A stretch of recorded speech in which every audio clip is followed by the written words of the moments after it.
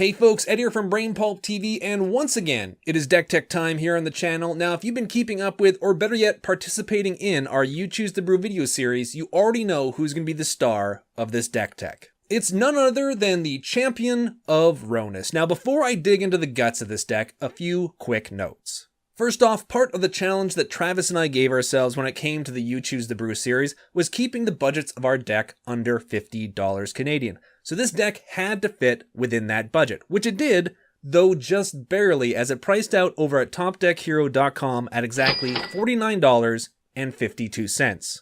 That said, throughout this video, I will make note of certain cards you could add if budget isn't a concern for you, as well as a couple that you can swap out if you want to even lower the budget further.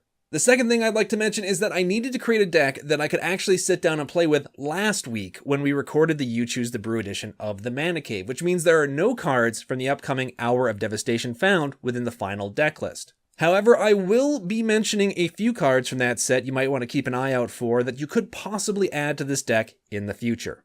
And finally, while the Battle for Zendikar block is rotating out soon, it's still very much in play for another few months, so you will see cards from that block in this deck. Keep in mind though, between the additional budget, non-budget, and Hour of Devastation cards I will be suggesting to you, you should have plenty of substitution options for when the rotation finally does hit. And that's not even taking into account the cards you may have come up with on your own by the time this video is done.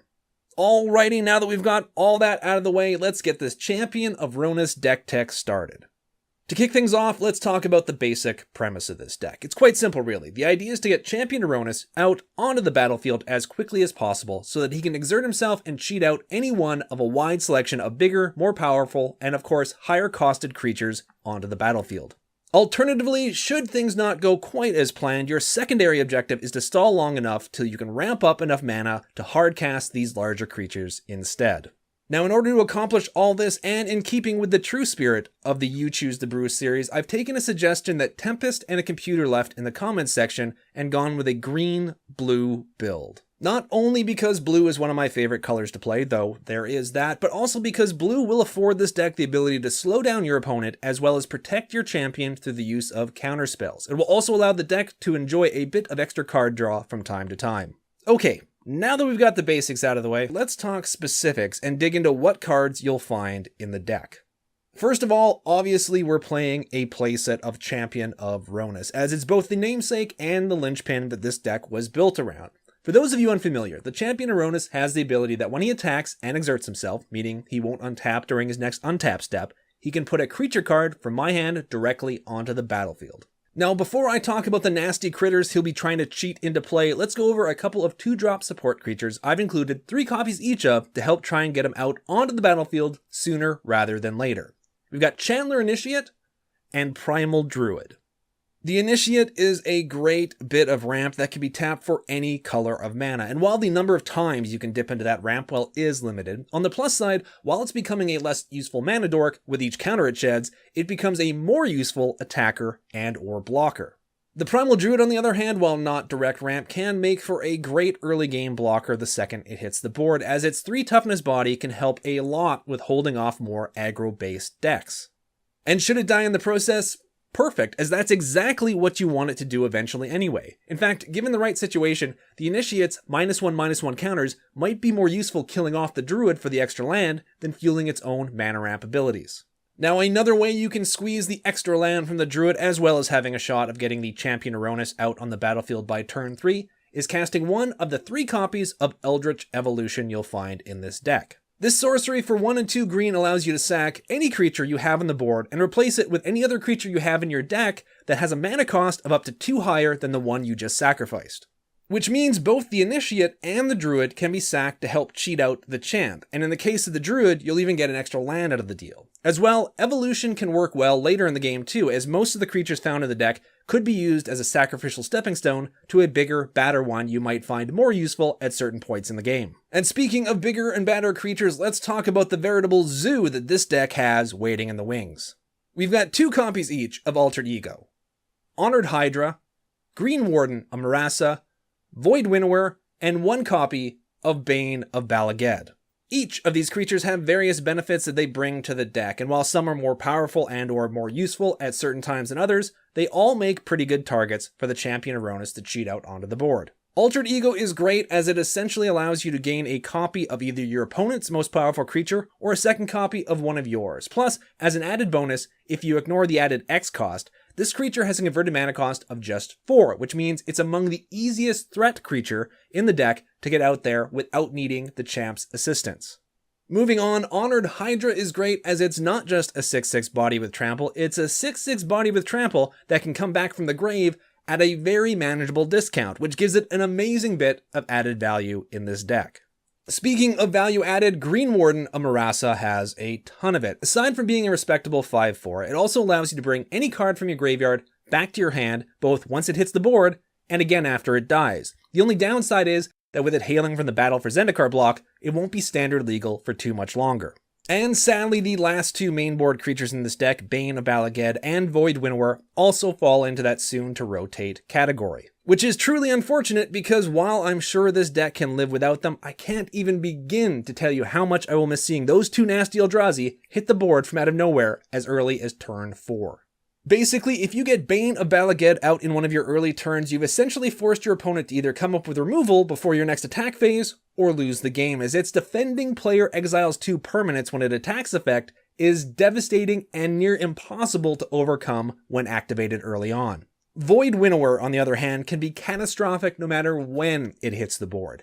Its even CMC hate effect is capable of crippling your opponent's deck, pacifying countless blockers, especially tokens, and even if none of this matters to your opponent, at the end of the day, it's still an insane 11-9 that you've now got on the board. I can't even tell you how many times in testing this deck out online that one of these two have hit the board only to be greeted by a brief pause from my opponent, followed shortly by a message that it's time to move on to the next game. However, while these last 3 creatures will be missed after rotation, there are still a bunch of other scary monsters waiting in the wings that could take their place, both on the budget side of things with cards like Scaled Behemoth and Glyphkeeper, as well as some pricier options like the green and blue Gearhulks. I've even got my eye on a few potential replacement creatures coming out in Hour of Devastation, like Sifter Worm or Anesh Cryosphinx Sovereign.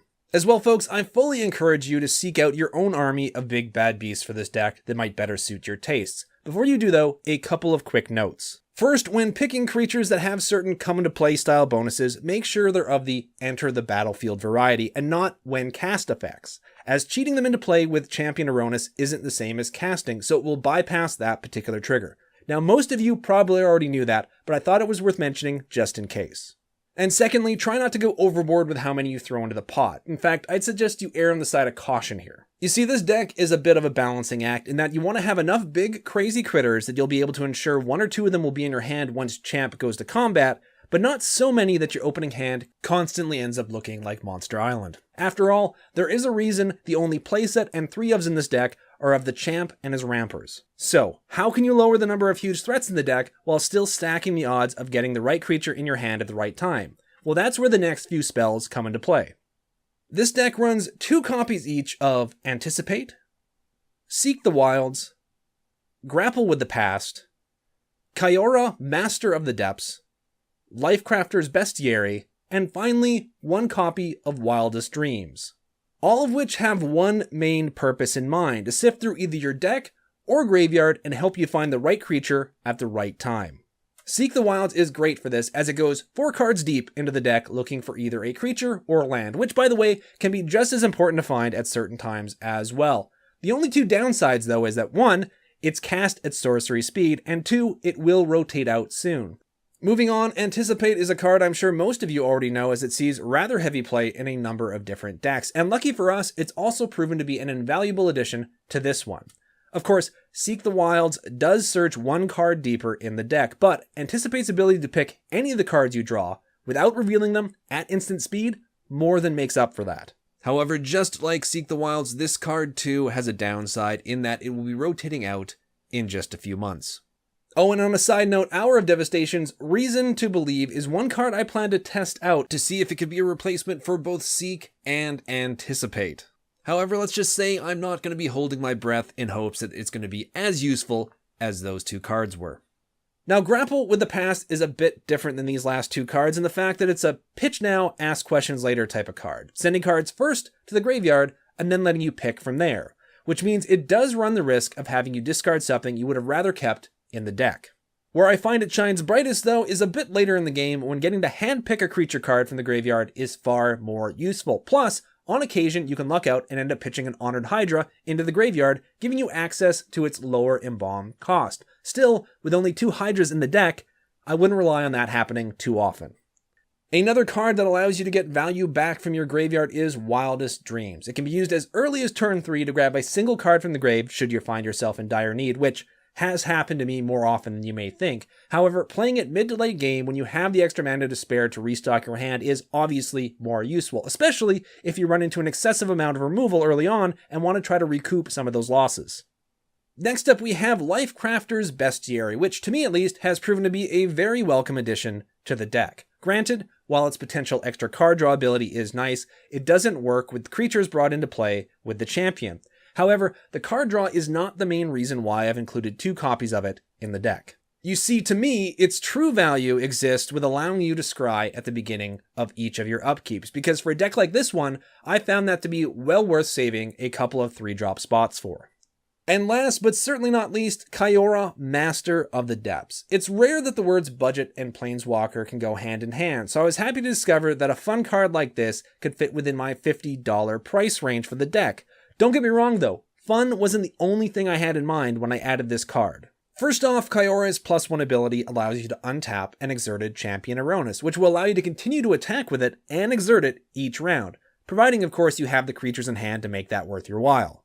And since her -2 ability allows you to hunt for a creature within the top 4 cards of your library, she can also help increase the chances that you will in fact have at least one such target worthy of the champion's ability.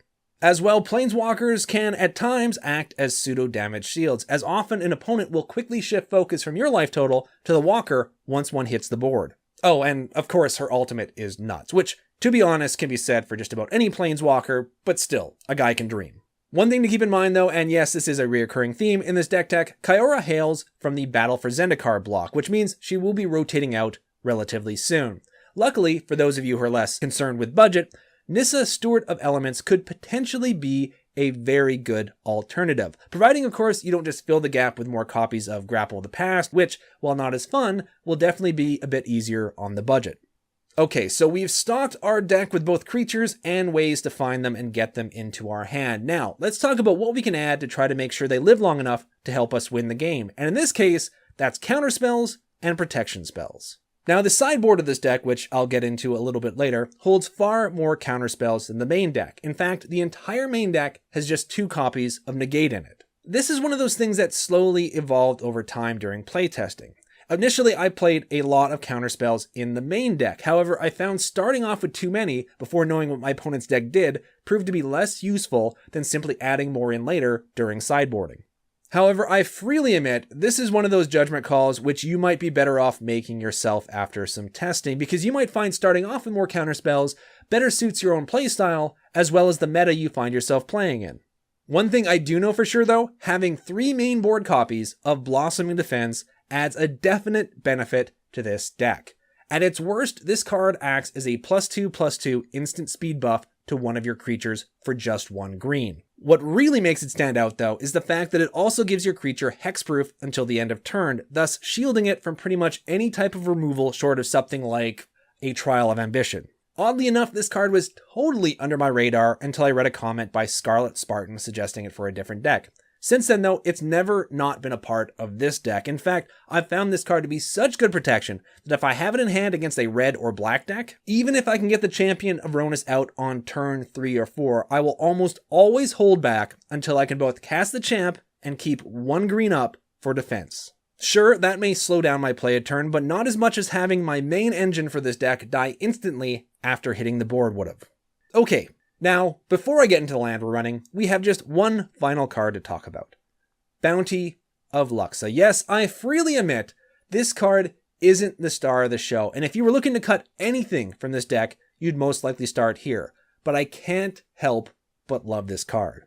Partly because it's a clever design, and also because it gives you extra card draw, but most importantly, I like this card in this deck for those times where the Champion of Rhonas is missing in action and I'm in desperate need for a bit of extra help trying to find the additional mana required to hard cast those big creatures just sitting dormant in your hand.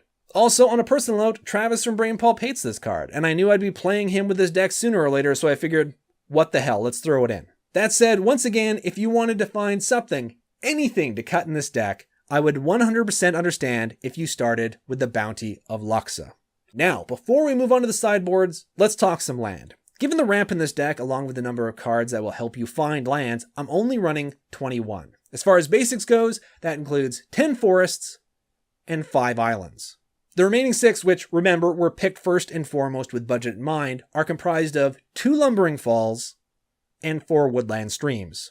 Now, I find this deck gets by just fine with this mana base. However, if I wasn't concerned with budget, I would definitely up the number of Lumbering Falls to 4, though keep in mind it will be rotating out soon, and then include a playset of Botanical Sanctum into the mix.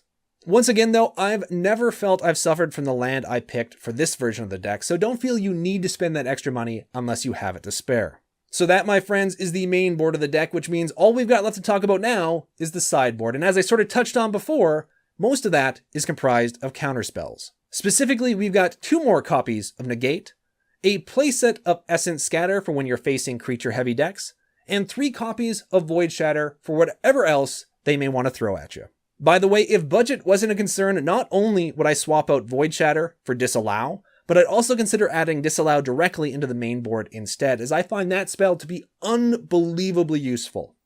Oh, and speaking of counterspells, in case you find you're on the wrong end of them a bunch of times, I've also included 2 copies of the creepy old Prowling Serpopard.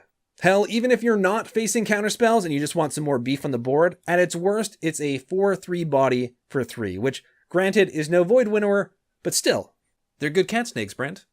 Moving on, I also have 2 copies of Heroic Intervention for protection from both spot removal and Fumigate-style board wipes alike. And finally, we have 1 copy of Lay Claim, because the only thing that gives me more joy than playing a Planeswalker is stealing one from my opponent. So there you have it. That is the deck, folks. Now, I say this with every deck tech I do, but it always bears repeating. Sideboards, and even the main deck, should reflect both the current meta you play in, as well as your own preferred playstyle. So if there are any cards that you think might improve this deck that you'd like to add in, I absolutely think you should go for it. The only thing I ask is that if you do think of something or some way to help improve this deck, please take a moment and share it in the comment section below. Also, if you have any other feedback, questions, or concerns, you can let me know that in the comment section as well, or you can contact and follow us on Twitter at BrainPulpTV. You can also follow and contact me directly on Twitter at Geek Tragedy.